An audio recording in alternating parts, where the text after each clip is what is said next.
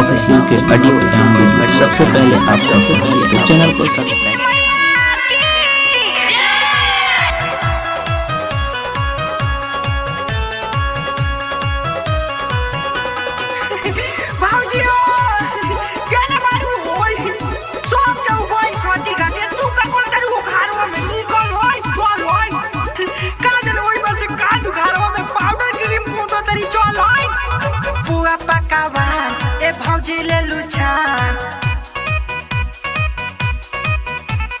पुआ पकावा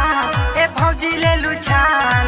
दौड़ा उठावा न देवरा के माथे चल ये भौजी चल छठी घाटे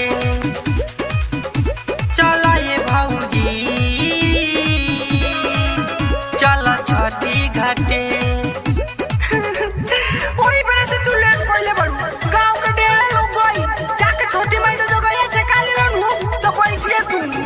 ओदे रोहित में भौजी गईली बुलेट में भौजी गईली पंकज में भौजी चल गईली और मझवालिया रोकेश में भौजी गईली और दे निर्जो के माई गईली हां ओए जा जाके तो गई छे काली नु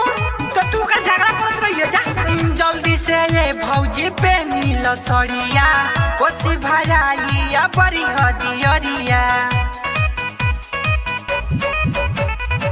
जल्दी से ये भौजी पे नील सड़िया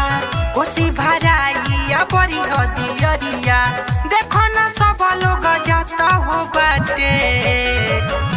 चल ये भौजी चल छठी घाटे चल ये भौजी चल छठी घाटे ये घंटा से मेकअप करो तो टेंशन जा मम्मी हो चाचा जी खिसिया तनी बाकी हो चल आ छोटी माई से ऐसा आशीर्वाद मांगिया ऐसा आशीर्वाद मांगिया कि हम ढेरे भर्ती जाओ कुछ निर्जा खाने कि हम एगो क्रिकेट टीम बना ली रोहित पटेल के संगे हो जईती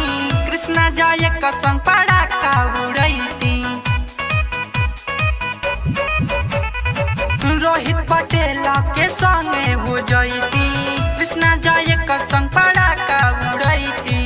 सुबह सनी छुरा छुरी लिहले हाथे चल ये भौजी